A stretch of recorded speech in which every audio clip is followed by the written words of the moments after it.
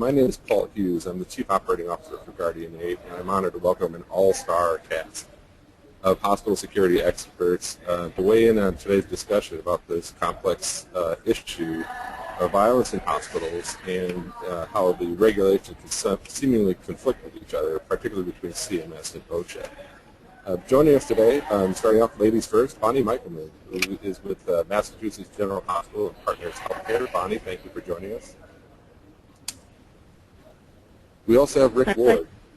Rick Ward is with the Healthcare Security Services at Universal Protection Services. Rick, thanks for joining the panel today. Thanks for having me, Paul. And we also have Paul White. Paul White's Vice President at Securitas USA, their healthcare division. Paul, welcome for joining us. Thank you. And last but not least, Tony York with HSS, who's joining us out of Denver, Colorado to help us with our panel today. Thanks again for everybody for joining us. We'd like to address as many questions as we can during the second half of this session. We'll begin with a couple of primer questions just to get the conversation flowing and get some ideas sparked with members of the audience as well. So again, we encourage everybody to submit those questions through the chat function of the webcast login. So Bonnie, if you wouldn't mind maybe taking a couple of seconds to kind of open up the discussion on in a broader sense, just the use of force in a hospital setting with what's taking place in the Baltimore area, that in hospitals serving as a community resource, this topic of use of force on property, in property, something that's even hotter than it's ever been. Would you mind maybe taking a couple of minutes to kind of highlight that? Certainly, I'd be happy to. I'm delighted to be on this panel today, and no one knows better than all of us on the phone that violence in healthcare today is prevalent, it's been on the rise, it's an epidemic, and we actually do not need to convince most of our C-suites anymore that it's a real issue that needs to be handled professionally with a great many factors to help combat it. Years ago, healthcare workers were not even in the top 10 most dangerous professions, according to NIOSH. Now, healthcare workers are number 3 in terms of the country's most dangerous professions. We know that use of force is a huge factor in healthcare because unlike other arenas and industries, we have to deal with people that are in our midst for a variety of issues and problems that can create severe challenges in trying to de-escalate them or to diminish violence. Years ago, for those of us who have been in this field for a long time, we did not always use the best techniques. And a lot of times, patients as well as security professionals were hurt. We used to use things like the swarm technique to de-escalate patients who might have been upset or aggressive. We now know that there are so many ways, verbally and non-verbally, and then through good training, to be able to deal with different types of violence and conflict, ranging from a variety of sources and that work. We know we have to be humane in everything that we do. We know the optics, especially now with what's gone on in this country of late with Ferguson in New York and now Baltimore, are very important in terms of how we are subduing people or mitigating risk in any way we have to. The regulatory pressures that we all face, the regulatory issues and mandates are significant, they're important, they're valuable, and we take those seriously, and you'll hear more about this. And then the liability is still growing in the area of negligent and inadequate security in healthcare institutions.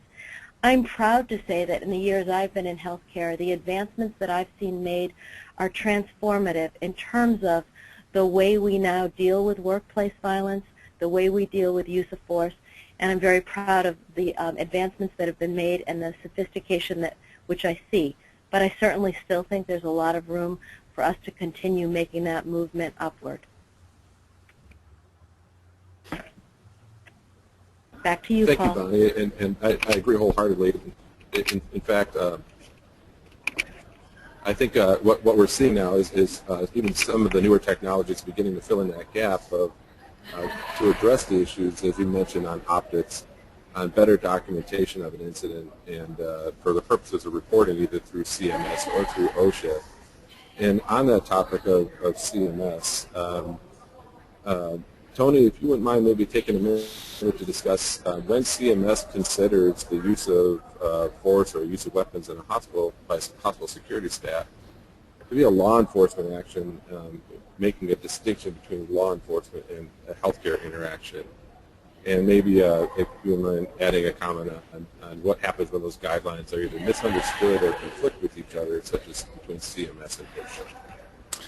Certainly, Paul, and thank you for all of you who are listening today. I think this is such an important topic and one that is obviously a discussion around many executive tables, because what we're finding ourselves dealing with right now is this sort of differentiation when we carry tools and defensive equipment around the belts of our security officers and other practitioners who are focused in on protection. What do we find is that there's this line of demarcation that we're having with many surveyors regarding what are actual weapons and defensive equipment that we can carry. And what we're finding right now in many situations is a concern between how we're using these devices and when is it a law enforcement action, and I'll say that in a more general sense, versus a healthcare intervention.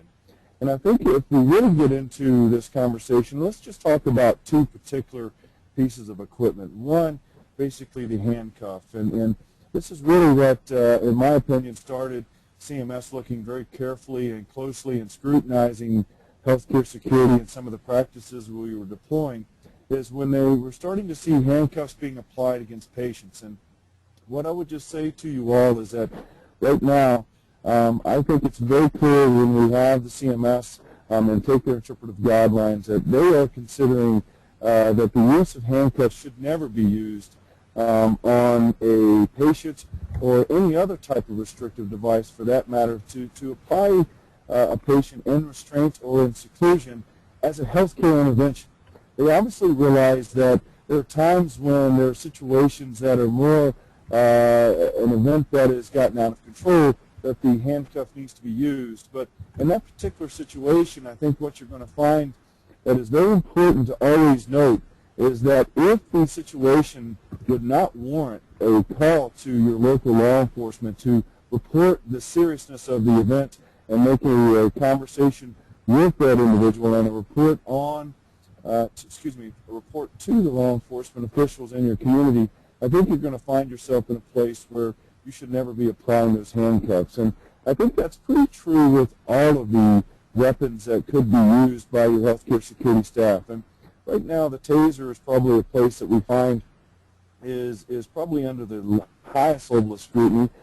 And I think the important thing to really start thinking about with these weapons is sort of the concept around deployment. And what is deployment? And Alan Butler here at HSS has used this with a lot of training we provided, and that is deployment is when the device is used to alter the behavior of the patient. And when we start talking about altering the behavior of the patient, what are we talking about? We're talking about speaking, using of the device, placing a hand on or unholstering that device, deploying the laser that is there. Oftentimes we call that in the business the red dot syndrome, which we know is effective and has been proven to be a great deterrent, in addition to its actual use. And so what's important is that when any of these occur, that we're thinking of these as saying, this is an action that is not now a healthcare intervention. It may be used in the healthcare environment, but we have to realize that this isn't just to get control of the individual so that care can be rendered, which is probably going to be the reason for it to be used. But what we have to remember is that now we have taken this to a different step, that this has actually been a criminal matter, a matter that is such an activity that we needed to file a report with law enforcement. And what I find with so many of my practitioners and colleagues across the industry is that this last point is what's failed to be taken. And what ends up happening is that when CMS is called because of a complaint by the patient or a visitor, or it could be for something completely different and they just found out about the event due to another reason being on site, that this is where the greatest scrutiny is now coming in. And what I think is important for everybody in the audience to remember is that deployment needs to be legally justifiable, and it should be a means of last resort, not a step early in the process. Obviously, we'll talk more about de-escalation later in our discussions, but what we have to realize is that when we start using the devices that are very available to us, what we find is that it's that concern by the CMS surveyors and the various state departments of health who are coming in that where we start seeing their interpretation coming into play, and we start seeing some different administrative preferences as a result of those concerns.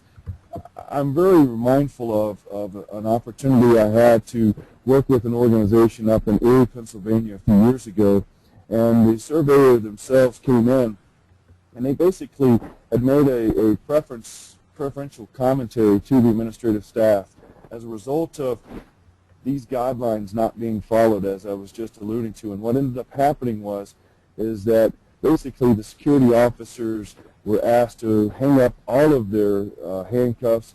They were not allowed to carry any type of defensive equipment. The only use of force tools that they really had at their disposal was their hands.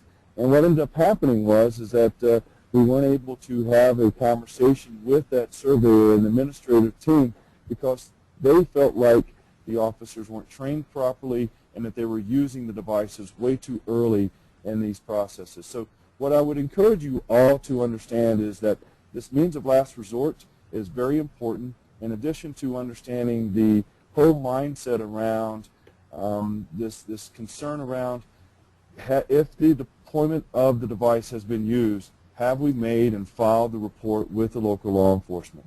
And in the heels of all of that is I encourage all of you, there's something that I found with every administrative survey that's been done by the CMS that they're looking for is with any deployment, they're wanting to know, as an organization, have you really looked closely at the reason why the device was used?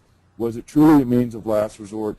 And were there other alternatives that could have been taken now that you've had a chance to really look closely at it? That hot wash is something that is very important for everyone to take into consideration and have documented in the event that you need to be able to produce that. Paul, that's, I think, one of the best places I can go with. Thank you, Tony. I really appreciate that. Maybe a request for an opinion as well. When we talk about CMS guidelines, we're really talking about patient safety and patient rights. And what can be on an opposing side to that is OSHA, which is now concerned about the safety of the staff. In your experience, what seems to be the more prevalent of the two discussions, CMS concerns or OSHA concerns? I think from my experiences it's been that the CMS concerns are a much more driving factor as it's more with the belief on patient safety. Sadly, because I think what OSHA is focused in on is more of a focus on staff safety. And I think that we have to find a better balance inside of healthcare and how we're providing protection to everyone that is required of our services. But you know, I've always been of the mindset, and sadly it goes against the grain of what I've been experiencing. If we can take care of the employees and take care of the staff and keep them safe, it's amazing how safe they can keep our patients.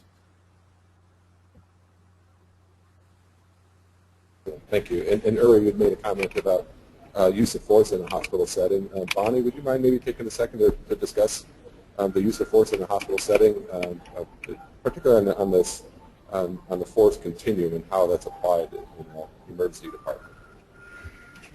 Surely. I mean, there's greater scrutiny than ever before, and there should be, for use of force. We're seeing it in public law enforcement agencies heavily lately, and we're seeing it in our hospitals for sure. And I think there's a variety of factors that have to be taken into account to look at use of force. And I've seen a lot of healthcare organizations in some of my work over the years around the country that just aren't doing this or aren't focusing on this as well as they should. Part of it starts with hiring, making sure you're hiring people to work in the security department that really have some understanding of that population that they're going to serve. This is not like dealing with someone who may be aggressive in a nuclear facility and grab somebody and put a chokehold on them. What can be done to that person is very different than what can be done to a patient with severe dementia or Alzheimer's who puts that same chokehold. So I think hiring people that have compassion, hiring people that have some constraint around their own emotions, who aren't going to take it personally when someone yells or screams or spits at them, etc., is very important.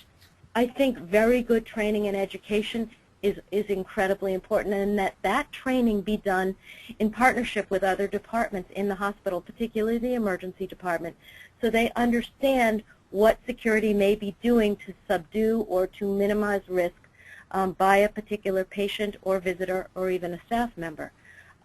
Obviously, everyone looks at and should look at using the minimal amount of force whenever possible.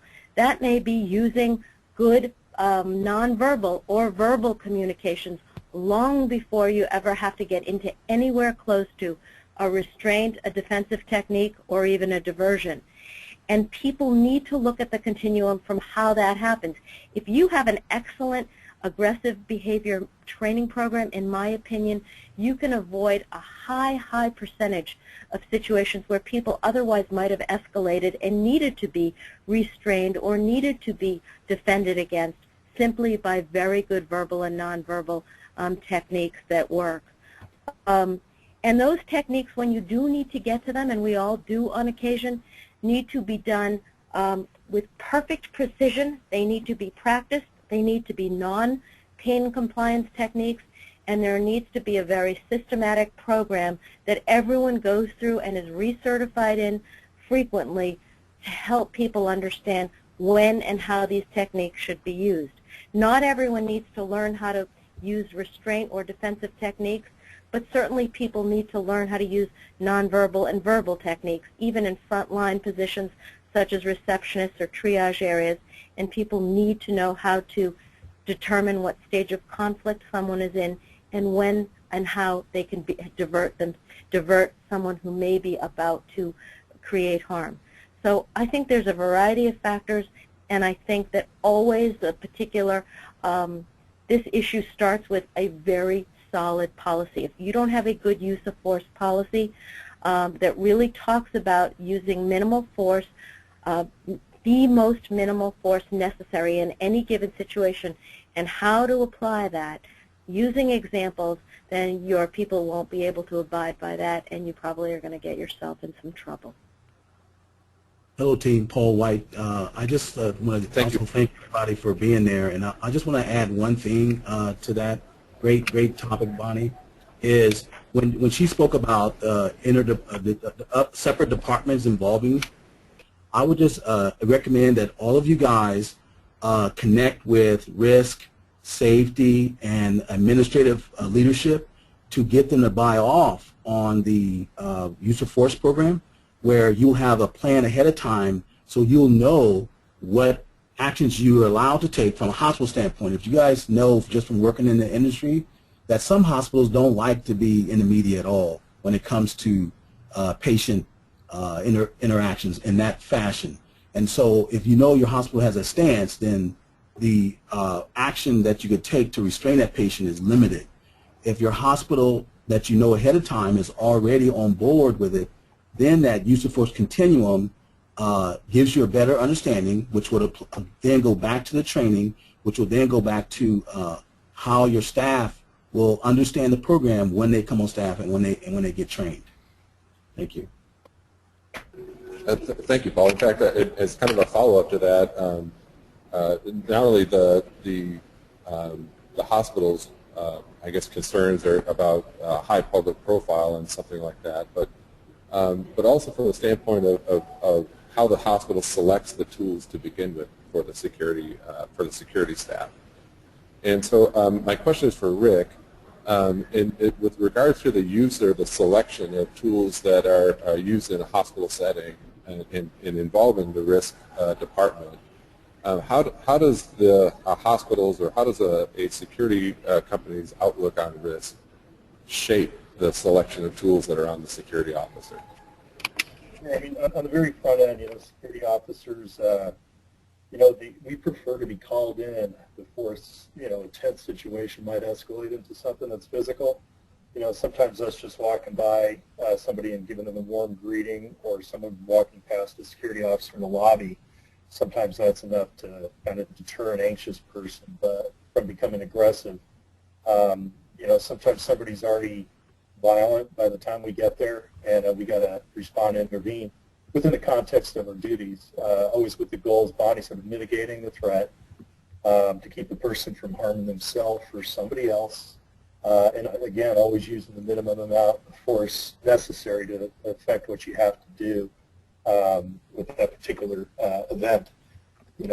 Typically, you want to have a risk assessment professional coming in early into your program, and she'll look at past incident statistics, surveys the physical environment, just ensuring it's safe, keeping an eye on CPTED, crime prevention through environmental design, looks at crime statistics for the community, the surrounding area, better understand their impacts within the hospital campus. And when all this information is evaluated as a whole, and as Tony kind of touched on, holding it up to the light of the hospital's, or Paul touched on, holding it up to the light of the hospital's mission statement, then the hospital could determine whether deployment of non or less than lethal response tools, or even lethal response tools, has a place in the use of force continuum. Early on in the conversation, Tony was talking about handcuffs, and everything that's in our use of force continuum has a place, but not always necessary is there a place for those tools. Bonnie mentioned aggressive behavior management skills, and we all have those. If it's CPI, MOAB, Team of 8, NAPI, whatever it is, they're all valuable skill sets.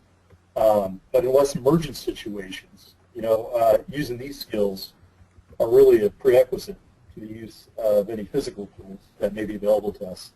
Anything from pepper spray to firearms and everything in between. That said, if we need to protect others from harm, the weapon may be used as part of a security or law enforcement action for that matter, but it's never part of patient care. It's not a healthcare intervention. It's a part of our duties at just ensuring the safety of others. To stand by under the color of authority in our uniforms and watch a nurse be assaulted, for example. I mean, beyond all the things we're talking, that would be an act of moral turpitude. We have to act on that. Other considerations, I think just having a really good security awareness program. Bonnie mentioned training and aggressive behavior management training to mitigate, and she's right, the skill set you get when you learn the incipient stages of someone becoming aggressive or violent, 9 times out of 10 that's going to take care of the issue.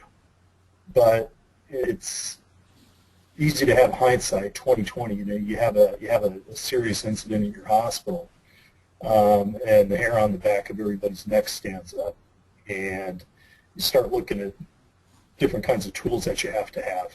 And as Paul mentioned, having an organizational use of force continuum in place so you know exactly what you can and can't do before there is an event is paramount. In your experience, does when it comes to the selection of the tools that are put on the officer's duty belt, does its mode of action matter? And what I mean by that is, obviously with a baton, you'd have to come into physical contact with somebody, where OC, there isn't really a direct physical contact with the patient. Do you believe that the mode of operation matters when selecting tools for the duty belt? I do, particularly in healthcare. I don't think any striking weapons particularly have a place in healthcare. I think the end result of the use of deployment of a baton is going to be the same as the end result of the use of pepper spray or a taser, or even physical intervention techniques for that matter. The end result is the person is apprehended or detained. Okay. And I think a strike weapon kind of flies in the face of why the hospital is there in the first place. Sure. And with the advent of new tools that are on the market now, tuned to the role of the security officer, what might a security director who's listening to this call, what types of either hurdles or other sort of considerations you think they should be taking into effect when they're evaluating new technologies?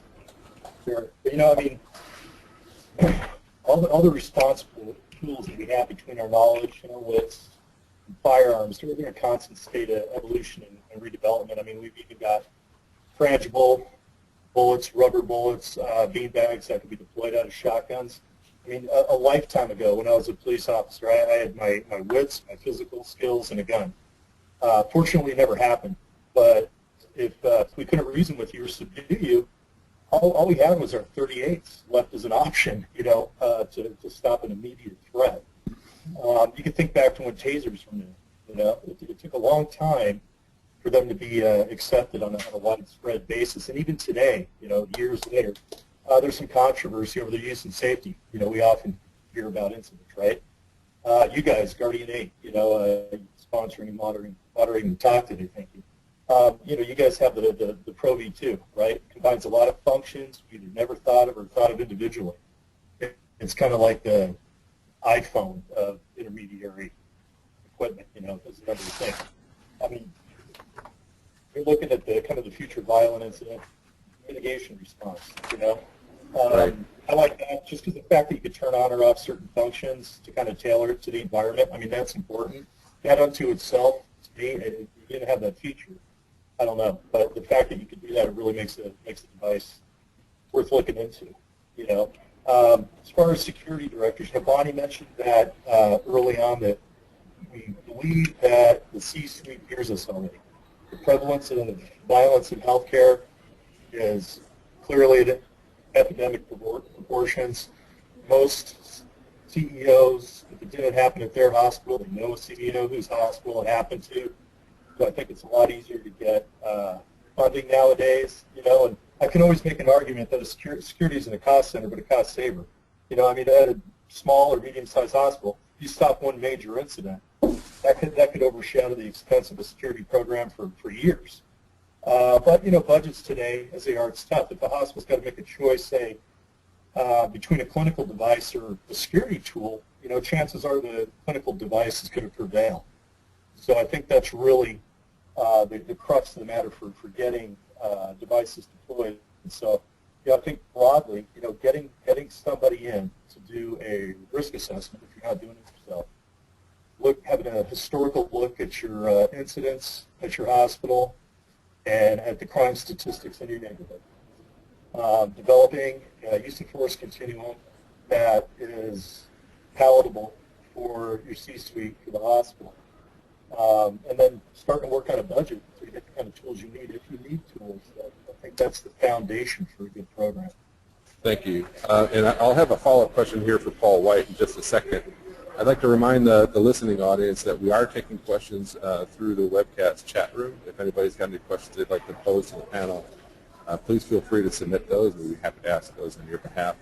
But Paul, as kind of a follow-up to Rick's comments about what the security director should be anticipating when they're looking at new technologies, can you discuss maybe how important the role that policy is in general plays in when new technologies are being brought to the duty belt? Yes, thanks, Paul.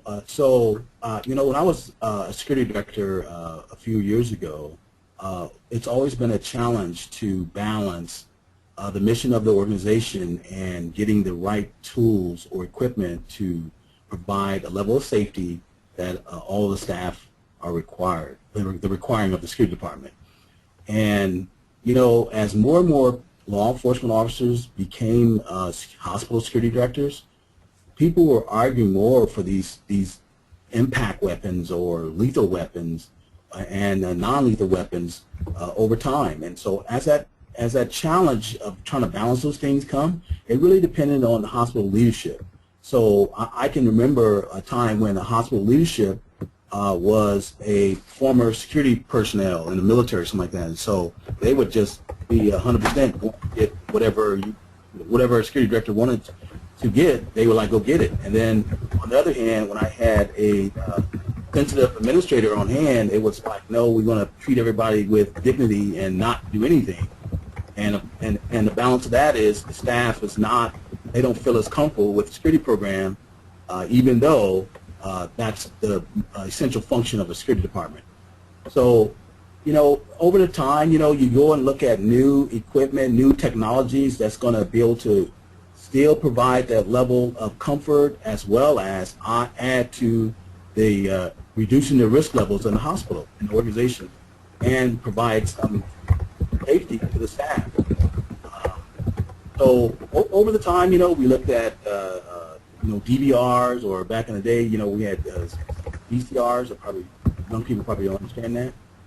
We've had, from closed circuit TV. Now we have flat panels, high def. We have night vision cameras, and now we have tools available to us that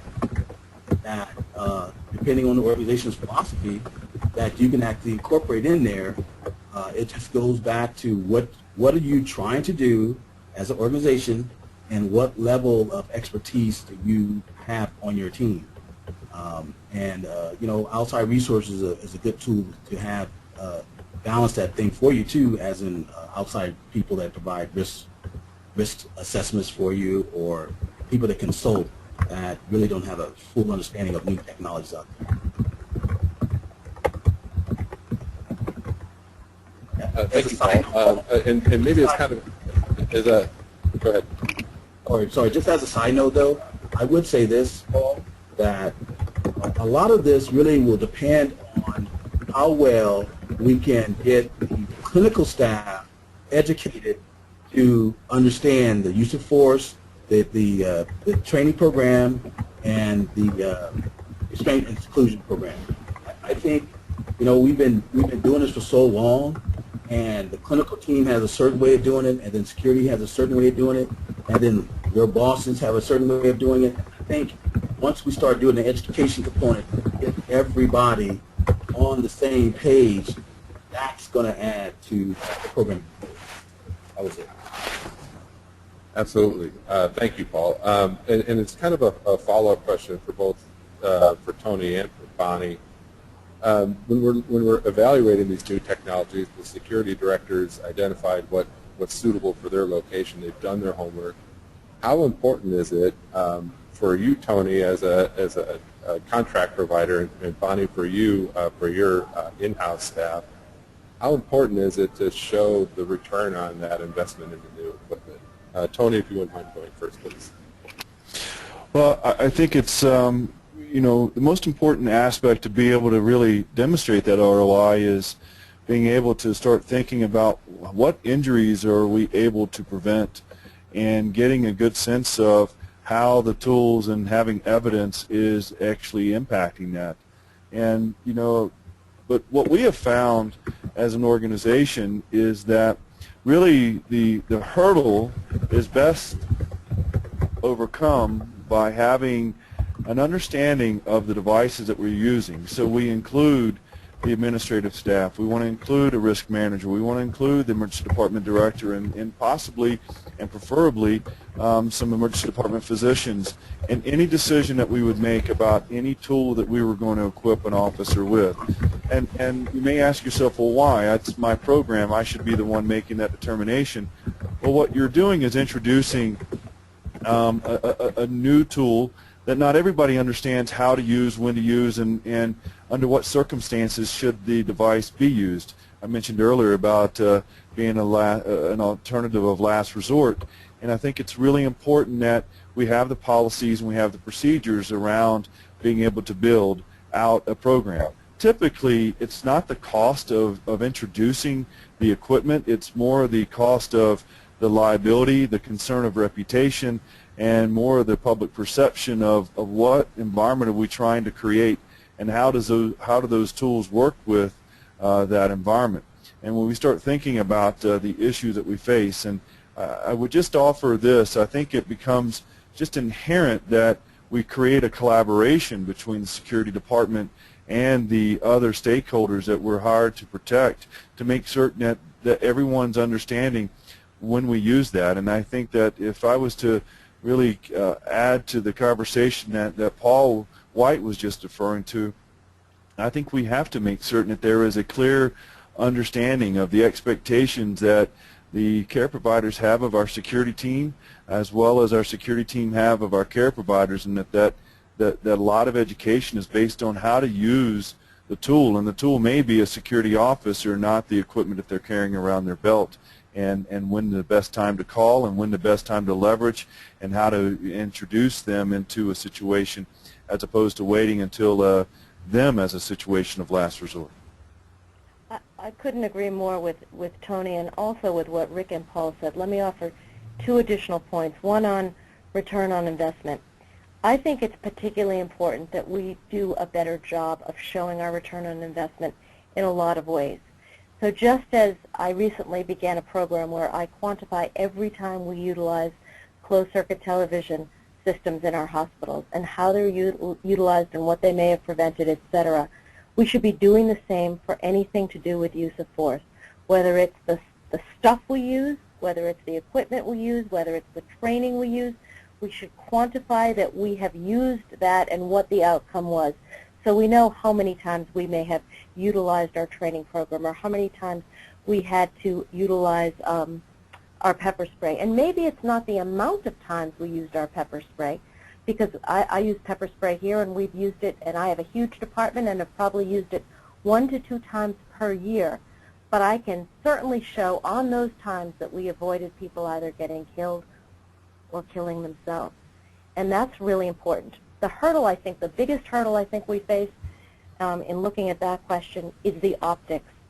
It is very important that people feel comfortable when they come to our hospitals, that they feel that it is a safe place to be.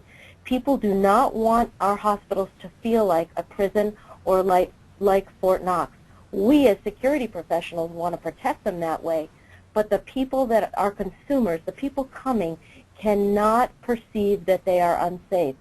So even with some of the newer weapons or devices or older ones that people have, we need to remember that that sends a message to the constituents that we are trying to please, our patients, our visitors, etc., on what the safety of that hospital may be like. It may not be an accurate perception, but it's still a perception. So I think we always have to think about what is the culture in our hospital and what will it tolerate in terms of the weapons we can use. And you have to look at a lot of factors in terms of prior crime, geography, demographics, all of that in determining what makes the most sense. There is not a one-stop shop or a formula that you can use to determine what people should be using. And I think that even shows through in the research we've done in the industry, Bonnie, where today about 28% of the security officers in hospitals are armed with lethal force. About 57% of them are carrying something, an intermediate response tool in the non-lethal category. 15% of them consider themselves to be completely unarmed, meaning they only have a communication capability, but they don't really have a defensive capability. So when the hospital is now training an officer on whatever that selection is, whether it's armed, intermediate, or an unarmed profile, if you will, what are the key training aspects you think need to be covered when they've made their selection? Paul, this is Tony, and I'll answer that question. I think if you really give consideration to the role of a security officer and what they must be prepared to do. I mean, they're asked to subdue a mentally disturbed patient. They're apprehending a thief possibly, or hey, they may be comforting a distraught mother, or even escorting a visitor to their vehicle, and performing any number of tasks at any time. But when we start thinking about the training that we would need to be provided, I mean, there's a baseline of training that needs to be provided to all officers who work in this environment. You know, that's just understanding their role in patient care and aggression management, to the use of force that is available to them and understanding that what those options are, to understanding their role in the application of restraints and the training surrounding it, to the basics of report writing and customer service, and how to patrol in that systematically unsystematic way, to really heavily leveraging what I think is one of the best resources in any security industry out there, and that's the progressive certification program offered by the International Association for Healthcare Security and Safety. And obviously this is just an overview list, but there are so many other things. But when we start getting into the actual defensive equipment and the use of force specifically that's out there, we want to talk about some of the liabilities that's associated with with the device itself, and how to use it in a defensive manner. But we start thinking about the responsibilities after they've used force, and the criminal penalties for unlawful use of force, I think, is very important to have. We want to help our team to understand some of the important decisions that they need to make, when to use, when not to use, when to shoot, when not to shoot, the understanding of the different states of awareness that the folks that they're maybe going to use the device against, and the mindset. But just, if we start getting into weapons handling and the safe gun handling and the safety rules that need to be in place no matter what happens. I mean, we realize that some of the most common discharges are accidental discharges that happen based on the handling of the weapons. To just the understanding that I think should never be missed is how to use it, and the tactics of utilizing the weapon itself, whether it's a taser, where do I aim, where do I shoot, as well as if I'm carrying a firearm, and the mindset of that, to include all the way down to some shoot, don't shoot scenarios, and understanding that not everything's going to happen in the midst of the day. So how do we take advantage of different scenarios with dim light, night shooting, and other kinds of techniques that may include their flashlight. Obviously, this is but I think it's trying to give you a good understanding. Bonnie, I think maybe you could add some to that. Sure. And I so agree with what you just said. I think you have to look at training from the philosophical, the conceptual, and the tactical perspective. I think people philosophically have to know what you stand for in order for them to properly protect the environment the way you want them to.